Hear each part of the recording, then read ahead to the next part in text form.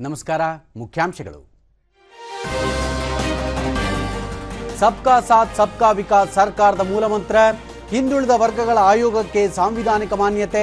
ಪ್ರಧಾನಿ ನರೇಂದ್ರ ಮೋದಿ. ಉಪರಾಷ್ಟ್ರಪತಿ ಜಗದೀಪ್ ಧನ್ಕರ್ ಇಂದು ರಾಜ್ಯ ಭೇಟಿ. ರಾಣೆಬೆನ್ನೂರಿನಲ್ಲಿ ಸಾಂಸ್ಕೃತಿಕ ಉತ್ಸವ ಉದ್ಘಾಟನೆ.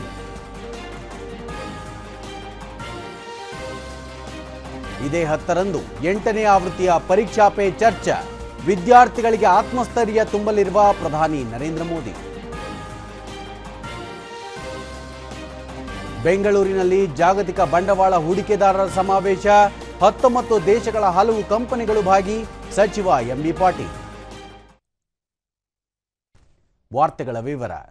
ಸಂಸತ್ತಿನ ಜಂಟಿ ಸದನ ಉದ್ದೇಶಿಸಿ ರಾಷ್ಟ್ರಪತಿ ದ್ರೌಪದಿ ಮುರ್ಮು ಮಾಡಿದ ಭಾಷಣ ಸಾಮಾನ್ಯ ನಾಗರಿಕರ ಆತ್ಮವಿಶ್ವಾಸ, ವಿಕಸಿತ ಭಾರತದ ಸಂಕಲ್ಪ, ಭಾರತದ ಭವಿಷ್ಯದ ಮಾರ್ಗಸೂಚಿಯ ಪ್ರತೀಕವಾಗಿದೆ ಎಂದು ಪ್ರಧಾನಿ ನರೇಂದ್ರ ಮೋದಿ ಹೇಳಿದ್ದಾರೆ. ರಾಷ್ಟ್ರಪತಿ ಭಾಷಣದ ಮೇಲಿನ ವಂದನಾ ನಿರ್ಣಯದ ಮೇಲಿನ ಚರ್ಚೆಗೆ ರಾಜ್ಯಸಭೆಯಲ್ಲಿ ಉತ್ತರ ನೀಡಿದ ಅವರು, ರಾಷ್ಟ್ರಪತಿ ಅವರ ಮಾತುಗಳು ಪ್ರೇರಣಾದಾಯಕವಾಗಿದ್ದು ಭವಿಷ್ಯದ ಕಾರ್ಯಗಳಿಗೆ ಮಾರ್ಗದರ್ಶನ ನೀಡಲಿವೆ. ದೇಶ ಮೊದಲು ಎನ್ನುವುದು ಸರ್ಕಾರದ ಧ್ಯೇಯವಾಗಿದ್ದು ಎಲ್ಲ ನೀತಿಗಳಲ್ಲಿ ಇದನ್ನೇ ಮಾನದಂಡವಾಗಿ ಅಳವಡಿಸಿಕೊಂಡಿದೆ. ನಿಸ್ವಾರ್ಥದೊಂದಿಗೆ ದೇಶ ಸೇವೆಯಲ್ಲಿ ತೊಡಗಿದೆ. ಸಮಾಜದ ಎಲ್ಲ ವರ್ಗಗಳ ಅಭ್ಯುದಯಕ್ಕಾಗಿ ಕಾರ್ಯತತ್ಪರವಾಗಿದೆ ಎಂದು ಹೇಳಿದರು. ಸಬ್ಕಾ ಸಾಥ್ ಸಬ್ಕಾ ವಿಕಾಸ್ ಎನ್ನುವುದು ಸರ್ಕಾರದ ಮೂಲ ಮಂತ್ರವಾಗಿದೆ.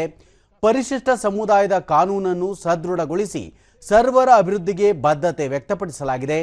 ಹಿಂದುಳಿದ ವರ್ಗಗಳ ಆಯೋಗಕ್ಕೆ ಸಾಂವಿಧಾನಿಕ ಮಾನ್ಯತೆ ನೀಡುವ ಮೂಲಕ ಆ ಸಮುದಾಯದ ಗೌರವ ಹೆಚ್ಚಿಸಲಾಗಿದೆ ಎಂದು ಹೇಳಿದರು. ದೇಶದಲ್ಲಿ ಜಾತಿವಾದದ ವೈಷಮ್ಯ ಬಿತ್ತಲಾಗಿದೆ. ಈ ಹಿಂದೆ ದೇಶದ ಭದ್ರತೆಯ ವಿಚಾರ ಬಂದಾಗ ಸಮಸ್ಯೆ ಪರಿಹಾರಕ್ಕೆ ಸತ್ಯವನ್ನು ಸ್ವೀಕರಿಸುವ ಕೆಲಸವಾಗಲಿಲ್ಲ. ಬದಲಿಗೆ ಸಮಾಜವನ್ನು ಒಡೆಯುವ ಕಾರ್ಯ ನಿರಂತರವಾಗಿ ನಡೆದಿತ್ತು. ಯಾವುದೇ ವರ್ಗದ ಅವಕಾಶವನ್ನು ಕಿತ್ತುಕೊಳ್ಳದೆ ಸಾಮಾನ್ಯ ವರ್ಗದ ಬಡವರಿಗೆ 10% ಮೀಸಲಾತಿ ನೀಡಲಾಗಿದೆ.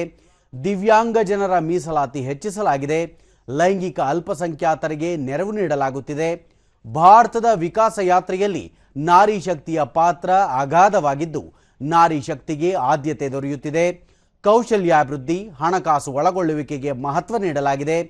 ಪಿಎಂ ವಿಶ್ವಕರ್ಮ ಯೋಜನೆಯ ಮೂಲಕ ಆ ಸಮಾಜದ ಅಭಿವೃದ್ಧಿಗೆ ಕ್ರಮ ಕೈಗೊಳ್ಳಲಾಗಿದೆ ಎಂದು ಪ್ರಧಾನಿ ತಿಳಿಸಿದರು.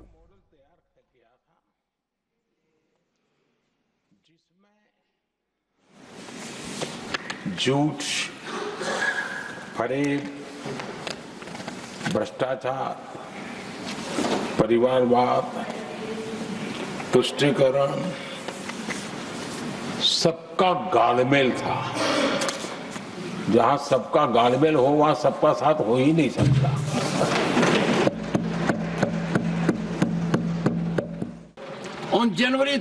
ಪ್ರಧಾನಿ ನರೇಂದ್ರ ಮೋದಿ ಅವರ ಉತ್ತರದ ಬಳಿಕ ಕೇಂದ್ರ ಬಜೆಟ್ ಅಧಿವೇಶನದ ಅಂಗವಾಗಿ ರಾಷ್ಟ್ರಪತಿ ದ್ರೌಪದಿ ಮುರ್ಮು ಜಂಟಿ ಸದನವನ್ನು ಉದ್ದೇಶಿಸಿ ಮಾಡಿದ್ದ ಭಾಷಣದ ಮೇಲಿನ ವಂದನಾ ನಿರ್ಣಯವನ್ನು ರಾಜ್ಯಸಭೆಯಲ್ಲಿ ಅಂಗೀಕರಿಸಲಾಯಿತು.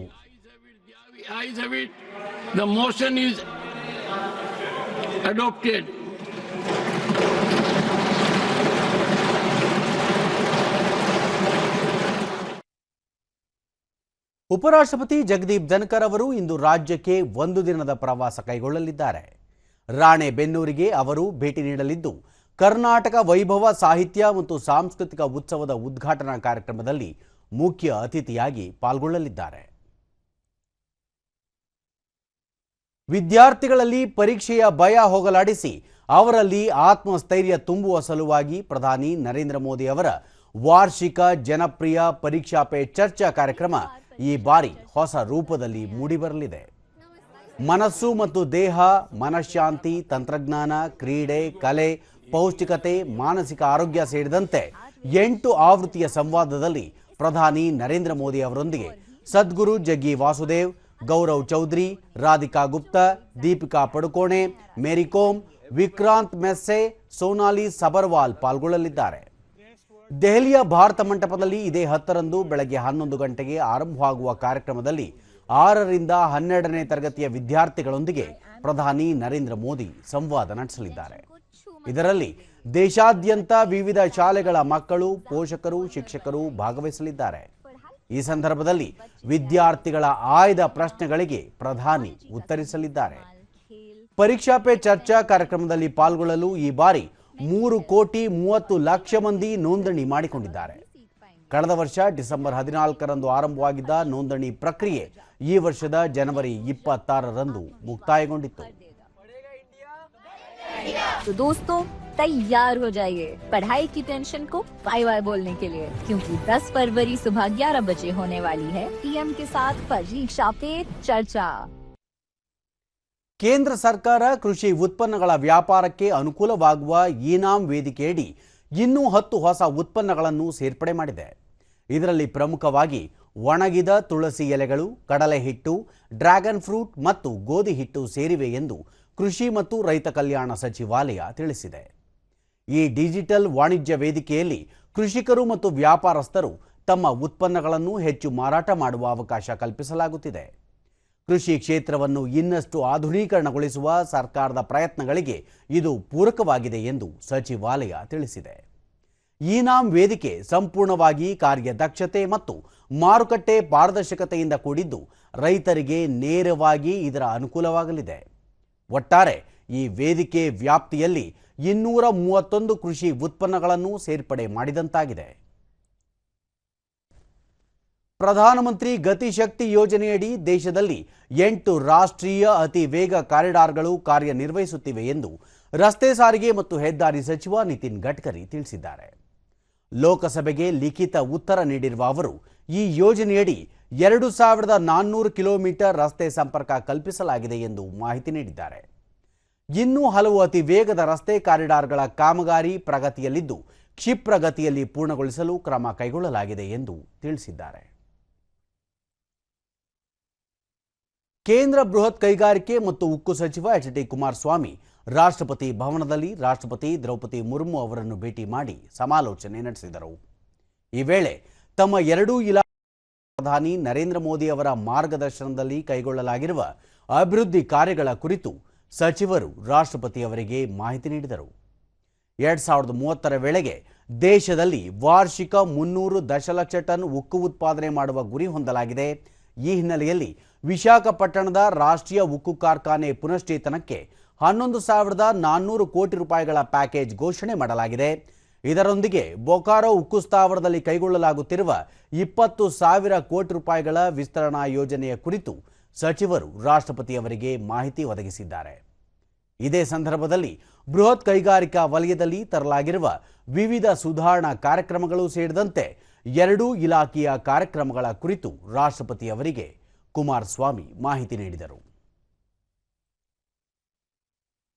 ಕರ್ನಾಟಕ ಸರ್ಕಾರ ಜನನ ಮರಣ ಪ್ರಮಾಣ ಪತ್ರ ಶುಲ್ಕವನ್ನು ರಾಜ್ಯದಲ್ಲಿ 10 ಪಟ್ಟು ಹೆಚ್ಚಳ ಮಾಡಿರುವ ಕ್ರಮ ಸರಿಯಲ್ಲ ಎಂದು ಕೇಂದ್ರ ಗ್ರಾಹಕ ವ್ಯವಹಾರ, ಆಹಾರ, ನಾಗರಿಕ ಪೂರೈಕೆ ಹಾಗೂ ಹೊಸ ಮತ್ತು ನವೀಕರಿಸಬಹುದಾದ ಇಂಧನ ಸಚಿವ ಪ್ರಹ್ಲಾದ್ ಜೋಶಿ ಹೇಳಿದ್ದಾರೆ. ಈ ಕುರಿತು ತಮ್ಮ ಎಕ್ಸ್ ಖಾತೆಯಲ್ಲಿ ಅವರು ಜನನ ಮರಣ ಪ್ರಮಾಣ ಪತ್ರದ ಶುಲ್ಕವನ್ನು 5 ರಿಂದ 50 ರೂಪಾಯಿಗೆ ಹೆಚ್ಚಳ ಮಾಡಿ ಸರ್ಕಾರ ಜನಸಾಮಾನ್ಯರ ಹುಟ್ಟು ಸಾವಿಗೂ ದಂಡ ಹಾಕಿದೆ ಎಂದು ಟೀಕಿಸಿದ್ದಾರೆ. ಕರ್ನಾಟಕದಲ್ಲಿ ಕಾಂಗ್ರೆಸ್ ಸರ್ಕಾರ ಅಸ್ತಿತ್ವಕ್ಕೆ ಬಂದ ನಂತರ ಮುದ್ರಾಂಕ ಶುಲ್ಕ, ನೋಂದಣಿ ಶುಲ್ಕ, ನೀರಿನ ದರ, ನಂದಿನಿ ಹಾಲು, ಪಹಣಿ ಶುಲ್ಕ, ಪೆಟ್ರೋಲ್, ಡೀಸೆಲ್, ಅಬಕಾರಿ ಸುಂಕ, ವಿದ್ಯುತ್ ದರ ಸೇರಿದಂತೆ ಅಗತ್ಯ ವಸ್ತುಗಳ ಬೆಲೆ ಏರಿಕೆ ಮಾಡಿತ್ತು. ಇದೀಗ ಜನನ ಮರಣ ಪ್ರಮಾಣ ಪತ್ರದ ಮೇಲೂ ಶುಲ್ಕ ಏರಿಸಿದೆ ಎಂದು ಹೇಳಿದ್ದಾರೆ. ಕೇಂದ್ರ ಸರ್ಕಾರ ಕರ್ನಾಟಕಕ್ಕೆ 10% ತೆರಿಗೆ ಹಂಚಿಕೆ ಪಾಲು ಅಧಿಕಗೊಳಿಸಿ ಅನುದಾನ ಒದಗಿಸಿದ್ದರೂ ರಾಜ್ಯ ಕಾಂಗ್ರೆಸ್ ಸರ್ಕಾರ ಜನನ ಮರಣ ಪ್ರಮಾಣ ಪತ್ರದ ಶುಲ್ಕವನ್ನು 10% ಪಟ್ಟು ಹೆಚ್ಚಿಸಿರುವುದು ರಾಜ್ಯ ಸರ್ಕಾರದ ದುರಾಡಳಿತ ಮತ್ತು ವೈಫಲ್ಯಕ್ಕೆ ಸಾಕ್ಷಿಯಾಗಿದೆ ಎಂದು ಅವರು ಆರೋಪಿಸಿದ್ದಾರೆ. ಇದೇ 11 ರಿಂದ 14ರವರೆಗೆ ಬೆಂಗಳೂರಿನಲ್ಲಿ ನಡೆಯಲಿರುವ ಜಾಗತಿಕ ಬಂಡವಾಳ ಹೂಡಿಕೆದಾರರ ಸಮಾವೇಶದಲ್ಲಿ ಇನ್ವೆಸ್ಟ್ 19 ದೇಶಗಳು ಭಾಗವಹಿಸಲಿವೆ ಎಂದು ಕೈಗಾರಿಕಾ ಸಚಿವ ಎಂ.ಬಿ. ಪಾಟೀಲ್ ತಿಳಿಸಿದ್ದಾರೆ.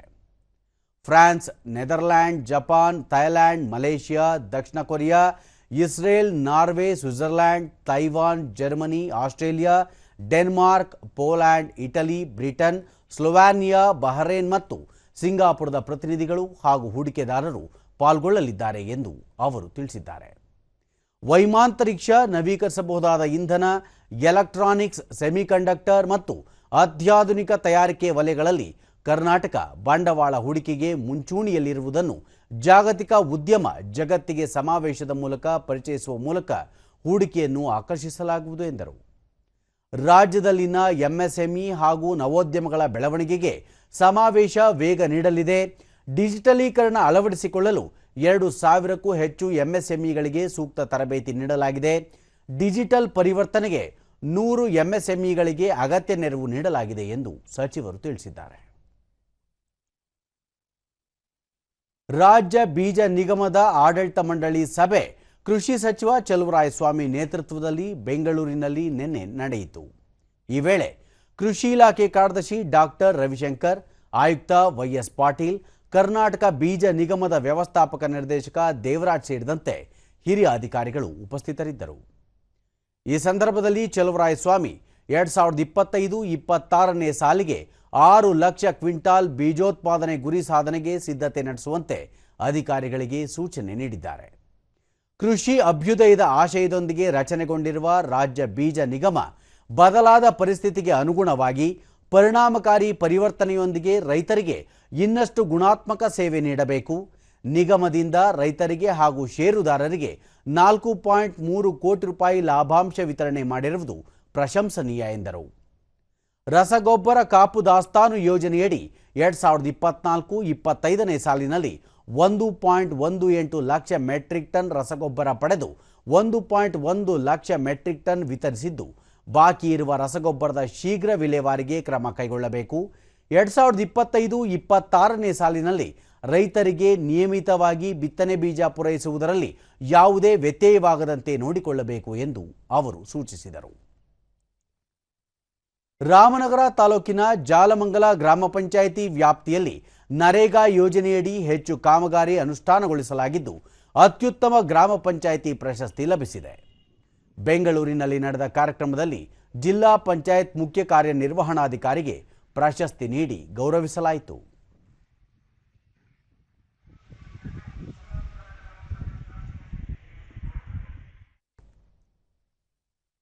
ದೂರದರ್ಶನದೊಂದಿಗೆ ಜಿಲ್ಲಾ ರೇಷ್ಮೆ ಉಪನಿರ್ದೇಶಕ ಬಸವರಾಜ ಗ್ರಾಮ ಪಂಚಾಯಿತಿ ವ್ಯಾಪ್ತಿಯ ಮೂಲಸೌಕರ್ಯ ಮತ್ತು ಅಭಿವೃದ್ಧಿ ಪರಿಗಣಿಸಿ ಪ್ರಶಸ್ತಿ ದೊರೆತಿದ್ದು, ಇದಕ್ಕಾಗಿ ಶ್ರಮಿಸಿದ ಎಲ್ಲ ಅಧಿಕಾರಿಗಳಿಗೆ ಧನ್ಯವಾದ ಅರ್ಪಿಸುವುದಾಗಿ ಹೇಳಿದರು. ಎಲ್ಲ ನೌಕರರು ಕೆಲಸ ಮಾಡಿರೋದ್ರಿಂದ ನಮ್ಮ ಸಿಇಒ ರಾಮನಗರ ಸಿಇಒ ನೇತೃತ್ವದಲ್ಲಿ ಒಳ್ಳೆ ಕೆಲಸ ಮಾಡಿದ್ದೀವಿ. ಹಾಗಾಗಿ ನಮಗೆ ಪ್ರಶಸ್ತಿ ಸಿಕ್ಕಿರೋದು ನಮಗೆ ತುಂಬಾ ಖುಷಿ ಅನಿಸ್ತಾ ಇದೆ. ಗ್ರಾಮ ಪಂಚಾಯಿತಿ ಅಭಿವೃದ್ಧಿ ಅಧಿಕಾರಿ ಚಂದ್ರು ಸುಮಾರು 2 ಕೋಟಿ ರೂಪಾಯಿ ವೆಚ್ಚದಲ್ಲಿ ರಸ್ತೆ, ಚರಂಡಿ, ಚೆಕ್ ಡ್ಯಾಂ ನಿರ್ಮಾಣ ಸೇರಿದಂತೆ ಹಲವು ಕಾಮಗಾರಿಗಳನ್ನು ನಡೆಸಲಾಗಿದೆ ಎಂದು ಮಾಹಿತಿ ನೀಡಿದರು. ಕಂದಕಬದು, ಭೂಮಿ ಸಮತಟ್ಟು, ಚೆಕ್ ಡ್ಯಾಂ ನಿರ್ಮಾಣ, ನಾಲಾ ಅಭಿವೃದ್ಧಿ, ಇಷ್ಟೆಲ್ಲ ಅಭಿವೃದ್ಧಿ ಕಾರ್ಯಗಳನ್ನು ಮಾಡಿ 2 ಕೋಟಿಗೂ ಅಧಿಕವಾಗಿ ನಾವು ವೆಚ್ಚ ಮಾಡಿ ನಮ್ಮ ಪಂಚಾಯಿತಿಗೆ ಪ್ರಶಸ್ತಿ ಬಂದಿದೆ. ನಮಗೆಲ್ಲ ತುಂಬಾ ಸಂತೋಷ ಆಗಿರ್ತದೆ. ಗ್ರಾಮ ಪಂಚಾಯಿತಿ ಅಧ್ಯಕ್ಷೆ ಪದ್ಮಮ್ಮ ಜಾಲಮಂಗಲ ಗ್ರಾಮ ಪಂಚಾಯಿತಿ ವ್ಯಾಪ್ತಿಯಲ್ಲಿ ನರೇಗಾ ಯೋಜನೆಯಡಿ ಮೂಲಸೌಕರ್ಯ ಸೇರಿದಂತೆ ಎಲ್ಲ ಕಾಮಗಾರಿಗಳನ್ನು ಅಚ್ಚುಕಟ್ಟಾಗಿ ನಿರ್ವಹಿಸಲು ಸಹಕಾರ ನೀಡಿದ 11 ಗ್ರಾಮ ಪಂಚಾಯಿತಿ ಸದಸ್ಯರಿಗೂ ಧನ್ಯವಾದ ಅರ್ಪಿಸುವುದಾಗಿ ಹೇಳಿದರು.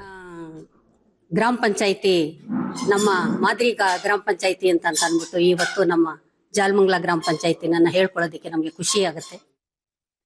ಶಿವಮೊಗ್ಗದಲ್ಲಿ ನಿನ್ನೆ ಸಿಟಿಜನ್ ಫಾರ್ ಸೋಷಿಯಲ್ ಜಸ್ಟಿಸ್ ಸಂಘಟನೆಯಿಂದ ಸಂವಿಧಾನ ಸನ್ಮಾನ ಮತ್ತು ವಿಕಾಸ್ ಕುಮಾರ್ ಅವರು ಹೊರತಂದಿರುವ ಸಂವಿಧಾನ ಬದಲಾಯಿಸಿದ್ದು ಯಾರು ಎಂಬ ಶೀರ್ಷಿಕೆಯ ಪುಸ್ತಕ ಬಿಡುಗಡೆ ಕಾರ್ಯಕ್ರಮ ಆಯೋಜಿಸಲಾಗಿತ್ತು. ಈ ವೇಳೆ ಸಂವಿಧಾನದ ಮೂಲ ಆಶಯಗಳ ಕುರಿತು ಚಿಂತನ ಮಂಥನ ನಡೆಸಲಾಯಿತು. ಕಾರ್ಯಕ್ರಮದಲ್ಲಿ ಬಿಜೆಪಿಯ ರಾಷ್ಟ್ರೀಯ ಪ್ರಧಾನ ಕಾರ್ಯದರ್ಶಿ ಬಿಎಲ್ ಸಂತೋಷ್, ಉಡುಪಿ ಚಿಕ್ಕಮಗಳೂರು ಸಂಸದ ಕೋಟಾ ಶ್ರೀನಿವಾಸ ಪೂಜಾರಿ ಮತ್ತಿತರ ಗಣ್ಯರು ಉಪಸ್ಥಿತರಿದ್ದರು.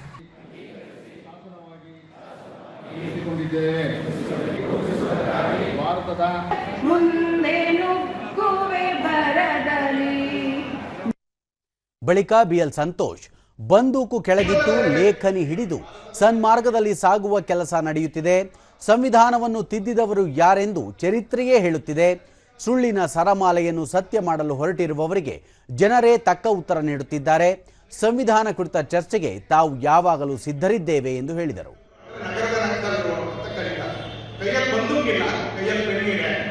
ಭಗವಂತ ಕೊಟ್ಟಿರತಕ್ಕಂಥ ಮೆದುಳನ್ನ ರಚನಾತ್ಮಕವಾಗಿ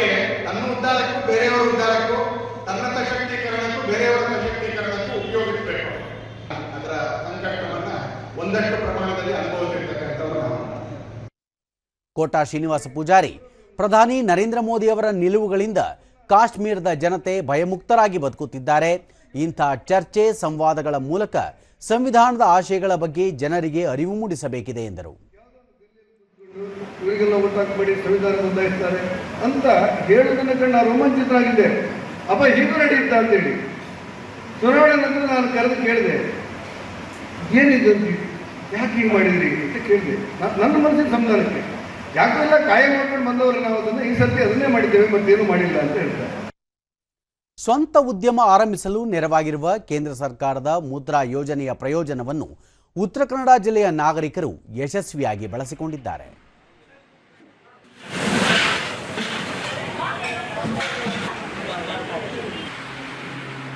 ಕಾರವಾರದ ಕೆನರಾ ಬ್ಯಾಂಕ್ ಮುದ್ರಾ ಯೋಜನೆಯಡಿ ಜನರಿಗೆ ಸಾಲ ಸೌಲಭ್ಯ ನೀಡುವ ಮೂಲಕ ಸ್ವತಂತ್ರ ಉದ್ಯೋಗಿಗಳಾಗಲು ನೆರವಾಗಿದೆ.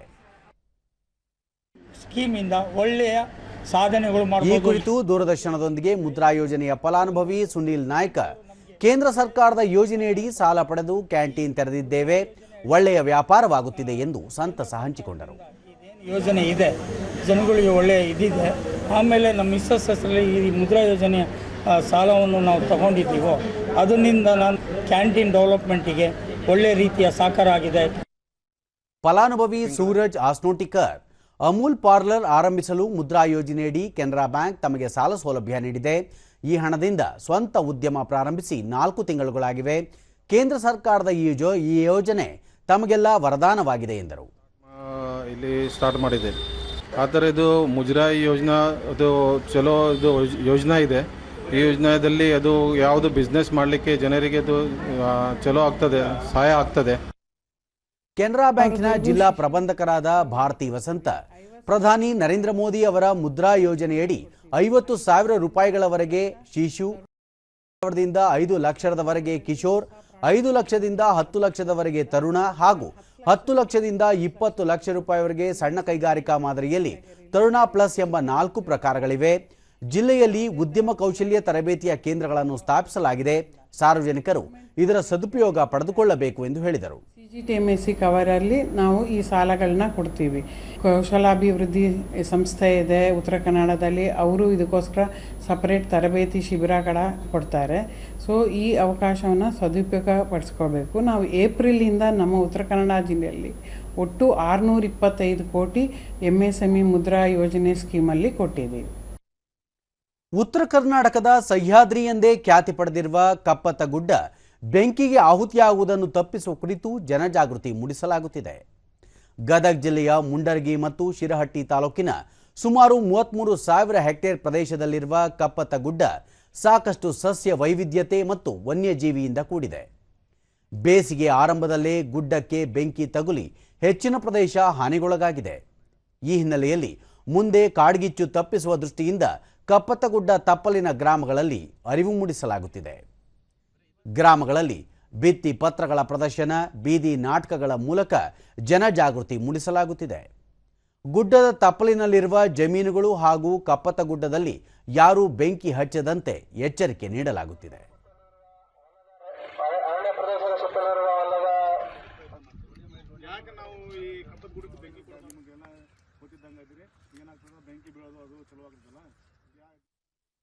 ದೂರದರ್ಶನದೊಂದಿಗೆ ಗದಗ ಜಿಲ್ಲೆಯ ಉಪ ಅರಣ್ಯಾಧಿಕಾರಿ ಸಂತೋಷ್ ಕೆಂಚಕ್ಕನವರ್, ಪಶ್ಚಿಮ ಘಟ್ಟದಲ್ಲಿ ಕಂಡುಬರುವ ಎಲ್ಲಾ ರೀತಿಯ ಸಸ್ಯಗಳು ಕಪ್ಪತ್ತಗುಡ್ಡದಲ್ಲಿ ಕಾಣಸಿಗುತ್ತಿವೆ.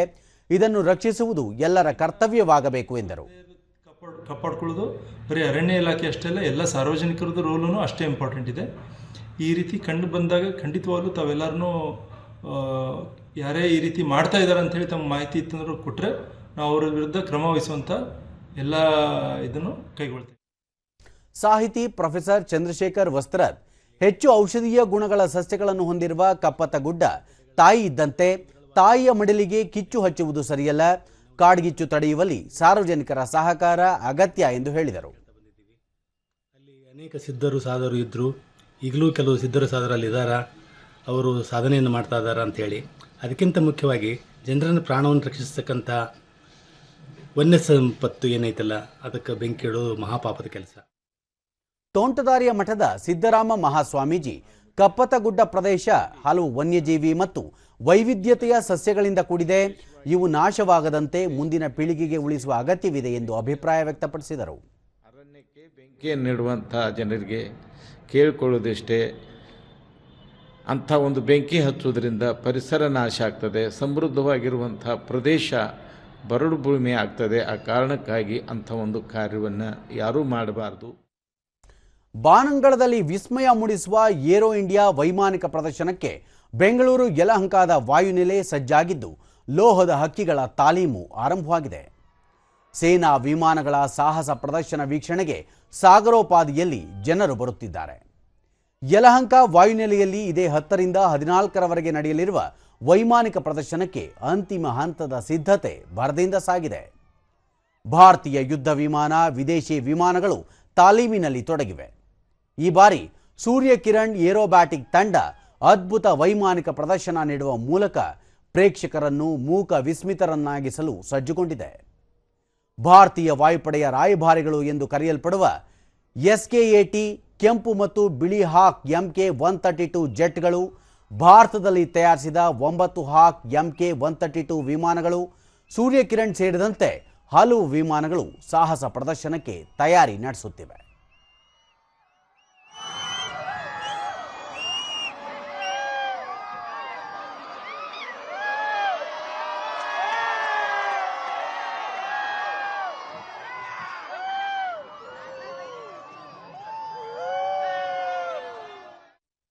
ದೂರದರ್ಶನದೊಂದಿಗೆ ವಿದ್ಯಾರ್ಥಿನಿ ಹಿಮಾಂಶಿ 2 ವರ್ಷಗಳಿಗೊಮ್ಮೆ ನಡೆಯುವ ವೈಮಾನಿಕ ಪ್ರದರ್ಶನ ವೀಕ್ಷಿಸುವುದೇ ಆನಂದ. ಪ್ಯಾರಾಚೂಟ್ ಸೇರಿದಂತೆ ವಿವಿಧ ವಿಮಾನಗಳ ಆಕರ್ಷಕ ಕಸರತ್ತು ನೋಡಿ ಸಂತಸವಾಯಿತು ಎಂದರು. It's very nice. ಅಂದರೆ ತುಂಬ ಎಂಜಾಯ್ ಮಾಡ್ತಿದ್ವಿ. ಎಷ್ಟೊಂದು ಫ್ಲೈಟ್ಸ್ ನೋಡಿದ್ವಿ, ಪ್ಲೇನ್ಸ್ ನೋಡಿದ್ವಿ, ಹೆಲಿಕಾಪ್ಟರ್ಸ್ ನೋಡಿದ್ವಿ, ಪ್ಯಾರಾಚೂಟ್ಸ್ ನೋಡಿದ್ವಿ. ಆಮೇಲೆ ತುಂಬ ಚೆನ್ನಾಗಿ ಅನ್ನಿಸ್ತಿದೆ. ವಿದ್ಯಾರ್ಥಿ ವಿಷ್ಣು ವಿಭಿನ್ನ ರೀತಿಯ ವಿಮಾನಗಳನ್ನು ಒಂದೇ ಸ್ಥಳದಲ್ಲಿ ವೀಕ್ಷಿಸುವ ಅವಕಾಶ ದೊರಕಿದೆ. ಹೆಚ್ಚು ಜನರು ಬಂದು ವೈಮಾನಿಕ ಪ್ರದರ್ಶನ ನೋಡಬೇಕು ಎಂದು ಹೇಳಿದರು. ನೋಡಕ್ ಸಿಗ್ತಾ ಇದೆ, ಬೇರೆ ರೀತಿಯ ಮೆನುವರ್ಸ್ ಎಲ್ಲ ಮಾಡ್ತಾ ಇದ್ದಾರೆ, ನೋಡಕ್ ತುಂಬಾ ಚೆನ್ನಾಗಿದೆ. ಮತ್ತೋರ್ವ ವಿದ್ಯಾರ್ಥಿನಿ ಕಲ್ಪನಾ ಏರ್ ಶೋ ವೀಕ್ಷಿಸಲು ಶಾಲೆಯಿಂದ ಪ್ರವಾಸ ಬಂದಿದ್ದು ಇದಕ್ಕೆ ಅವಕಾಶ ಕಲ್ಪಿಸಿದ ಎಲ್ಲರಿಗೂ ಧನ್ಯವಾದ ಹೇಳುವುದಾಗಿ ತಿಳಿಸಿದರು. ಆಪರ್ಚುನಿಟಿ ಕೊಟ್ಟಿದ್ದಕ್ಕೆ ನಾನು ಯಾರು ಕೊಟ್ಟಿದ್ದಾರೋ ಅವ್ರಿಗೆ ತುಂಬ ಥ್ಯಾಂಕ್ಸ್ ಹೇಳ್ತೀನಿ. ಸಮಾಜ ಕಲ್ಯಾಣ ಇಲಾಖೆಗೆ ನಾನು ತುಂಬ ಥ್ಯಾಂಕ್ಸ್ ಹೇಳ್ತೀನಿ. ಹೀಗೆ ಇದೇ ಥರ ಎಲ್ಲ ಬೇರೆ ಬೇರೆ ಥರದ್ದು ಕೂಡ ಈ ಥರ ಆಪರ್ಚುನಿಟಿ ಕೊಡಿ. ಮಕ್ಳಿಗೆ ತುಂಬ ಯೂಸ್ ಆಗುತ್ತೆ. ನಮ್ಮ ಮಕ್ಳಿಗೆ ಅಂತ ಅಲ್ಲ, ಬೇರೆಯವ್ರಿಗೂ ಕೂಡ ತುಂಬ ಯೂಸ್ ಆಗುತ್ತೆ. ವಿದ್ಯಾರ್ಥಿನಿ ಹಿತೈಷಿ ವಿಮಾನಗಳ ಹಾರಾಟ, ವಾಯುಪಡೆಯ ಶಿಸ್ತು ಸೇರಿದಂತೆ ಅನೇಕ ರೀತಿಯ ಮಾಹಿತಿಯನ್ನು ಪಡೆಯಲಾಯಿತು ಎಂದರು. ನಮಗೆ ಏರೋ ಇಂಡಿಯಾ ಒಂದು ಒಳ್ಳೆ ಆಪರ್ಚುನಿಟಿ ಕೊಟ್ಟಿದೆ. ಇಲ್ಲಿ ನಮ್ಮ ಡಿಫ್ರೆಂಟ್ ಫ್ಲೈಟ್ಸ್ ಮತ್ತು ಏರ್ಕ್ರಾಫ್ಟ್ಸ್ ನೋಡೋಕ್ಕೆ ನಮಗೆಲ್ಲರಿಗೂ ಖುಷಿ ಆಗ್ತಿದೆ. ನಾವು NCC ಕ್ಯಾಡೆಟ್ಸ್ ನಮ್ಮ ಸ್ಕೂಲಿಂದ. ಸ್ಥಳೀಯರಾದ ಪವಿತ್ರ ಬೆಂಗಳೂರಿನಲ್ಲಿ ವೈಮಾನಿಕ ಪ್ರದರ್ಶನ ನಡೆಯುತ್ತಿರುವುದು ಹೆಮ್ಮೆಯ ಸಂಗತಿ. ಕುಟುಂಬ ಸಮೇತರಾಗಿ ವೈಮಾನಿಕ ಪ್ರದರ್ಶನದ ತಾಲೀಮಿಗೆ ಬಂದಿರುವುದಾಗಿ ಸಂತಸ ಹಂಚಿಕೊಂಡರು. ನಮ್ಮ ಬೆಂಗಳೂರಲ್ಲಿ ನಡೀತಾ ತುಂಬ ಖುಷಿಯಾಗಿದೆ. ಮಕ್ಕಳನ್ನೆಲ್ಲ ಕರ್ಕೊಂಡು ಬಂದಿದ್ದೀನಿ. ನನ್ನ ಮಗನೂ ಕೂಡ ಫುಲ್ ಎಂಜಾಯ್ ಮಾಡ್ತಾ ಇದ್ದಾನೆ. ಫುಲ್ ಎಕ್ಸೈಟ್ ಆಗಿದೆ. Thank you. ಮಹಾರಾಷ್ಟ್ರದ ನಾಗ್ಪುರದ ವಿದರ್ಭ ಕ್ರಿಕೆಟ್ ಅಸೋಸಿಯೇಷನ್ಸ್ ಕ್ರೀಡಾಂಗಣದಲ್ಲಿ ನಡೆದ 3 ಏಕದಿನ ಕ್ರಿಕೆಟ್ ಪಂದ್ಯಗಳ ಸರಣಿಯ ಮೊದಲ ಪಂದ್ಯದಲ್ಲಿ ಇಂಗ್ಲೆಂಡ್ ವಿರುದ್ಧ ಭಾರತ 4 ವಿಕೆಟ್ಗಳ ಗೆಲುವು ಸಾಧಿಸಿದೆ. ಈ ಮೂಲಕ 1-0 ಅಂತರದ ಸರಣಿಯಲ್ಲಿ ಮುನ್ನಡೆ ಸಾಧಿಸಿದೆ. 249 ರನ್ಗಳ ಗೆಲುವಿನ ಗುರಿ ಬೆನ್ನತ್ತಿದ ಭಾರತ ತಂಡ 38.4 ಓವರ್ಗಳಲ್ಲಿ 6 ವಿಕೆಟ್ ನಷ್ಟಕ್ಕೆ 251 ರನ್ ಗಳಿಸಿ ಗೆಲುವು ಸಾಧಿಸಿತು. ಭಾರತದ ಪರ ಶುಭ್ಮನ್ ಗಿಲ್ 87, ಶ್ರೇಯಸ್ ಅಯ್ಯರ್ 59 ಹಾಗೂ ಅಕ್ಷರ್ ಪಟೇಲ್ 52 ರನ್ ಗಳಿಸಿ ಭಾರತದ ಗೆಲುವಿಗೆ ಅಡಿಪಾಯ ಹಾಕಿಕೊಟ್ಟರು. ಇದಕ್ಕೂ ಮುನ್ನ ಟಾಸ್ ಗೆದ್ದು ಬ್ಯಾಟಿಂಗ್ ಆಯ್ಕೆ ಮಾಡಿಕೊಂಡ ಇಂಗ್ಲೆಂಡ್ ತಂಡ 47.4 ಓವರ್ಗಳಲ್ಲಿ ತನ್ನೆಲ್ಲ ವಿಕೆಟ್ ಕಳೆದುಕೊಂಡು 248 ರನ್ ಗಳಿಸಿತು. ನಾಯಕ Jos Buttler 52, Jacob Bethell 51, wicket keeper Philip Salt 43 ಹಾಗೂ ಬೆನ್ ಡಕೆಟ್ 32 ರನ್ ಗಳಿಸಿದರು. ಭಾರತದ ಪರ ಹರ್ಷಿತ್ ರಾಣಾ, ರವೀಂದ್ರ ಜಡೇಜಾ ತಲಾ 3 ವಿಕೆಟ್, ಮೊಹಮ್ಮದ್ ಶಮಿ, ಅಕ್ಷರ್ ಪಟೇಲ್ ಹಾಗೂ ಕುಲ್ದೀಪ್ ಯಾದವ್ ತಲಾ 1 ವಿಕೆಟ್ ಪಡೆದರು. ಭಾರತ ತಂಡ ಭಾನುವಾರ ಕಟಕ್ನಲ್ಲಿ ಇಂಗ್ಲೆಂಡ್ ವಿರುದ್ಧ 2ನೇ ಪಂದ್ಯ ಆಡಲಿದ್ದು 3ನೇ ಹಾಗೂ ಅಂತಿಮ ಏಕದಿನ ಕ್ರಿಕೆಟ್ ಪಂದ್ಯ ಈ ತಿಂಗಳ 12ರಂದು ಅಹಮದಾಬಾದ್ನಲ್ಲಿ ನಡೆಯಲಿದೆ.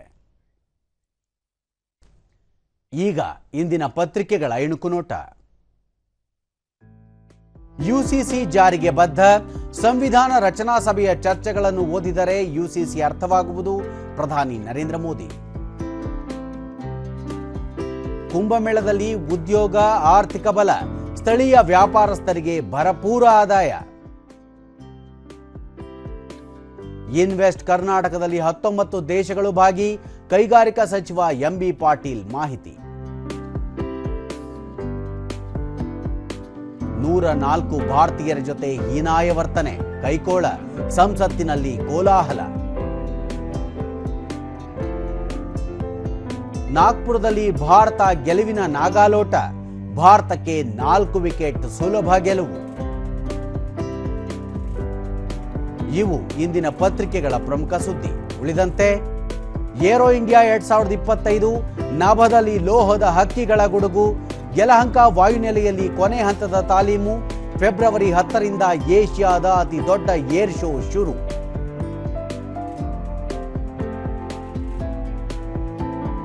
ಕಾವೇರಿ 2.0 ಸಮಸ್ಯೆ ಪರಿಹಾರ, ಸಹಜ ಸ್ಥಿತಿಗೆ ಆಸ್ತಿ ನೋಂದಣಿ, 66 ಕೋಟಿ ರೂಪಾಯಿ ಸಂಗ್ರಹ.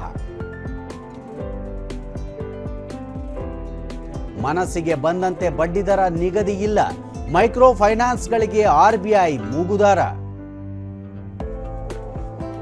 3,000ಕ್ಕೆ ವಾರ್ಷಿಕ, 30,000ಕ್ಕೆ ಜೀವಾವಧಿ ಟೋಲ್ ಪಾಸ್, ಕೇಂದ್ರದಿಂದ ಪ್ರಯಾಣಿಕರಿಗೆ ಗುಡ್ ನ್ಯೂಸ್.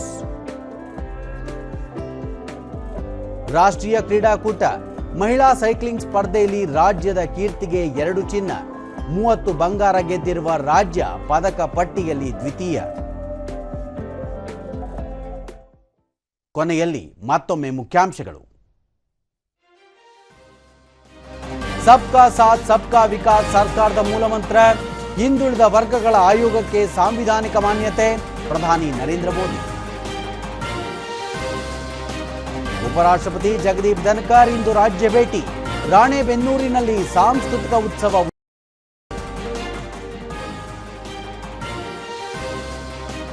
ಇದೇ 10ರಂದು 8ನೇ ಆವೃತ್ತಿಯ ಪರೀಕ್ಷಾ ಪೇ ಚರ್ಚಾ, ವಿದ್ಯಾರ್ಥಿಗಳಿಗೆ ಆತ್ಮಸ್ಥೈರ್ಯ ತುಂಬಲಿರುವ ಪ್ರಧಾನಿ ನರೇಂದ್ರ ಮೋದಿ.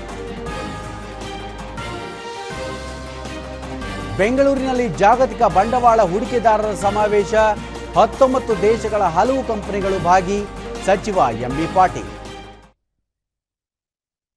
ನಮ್ಮ ವಾರ್ತಾ ಪ್ರಸಾರವನ್ನು ನೀವು ಡಿಡಿ ಚಂದನ ನ್ಯೂಸ್ ಯೂಟ್ಯೂಬ್, ಎಕ್ಸ್ ಖಾತೆ, ಫೇಸ್ಬುಕ್ ಹಾಗೂ ಇನ್ಸ್ಟಾಗ್ರಾಂನಲ್ಲೂ ವೀಕ್ಷಿಸಬಹುದು. ನಮ್ಮ ಮುಂದಿನ ವಾರ್ತಾ ಪ್ರಸಾರ ಬೆಳಗ್ಗೆ 11 ಗಂಟೆಗೆ. ನಮಸ್ಕಾರ.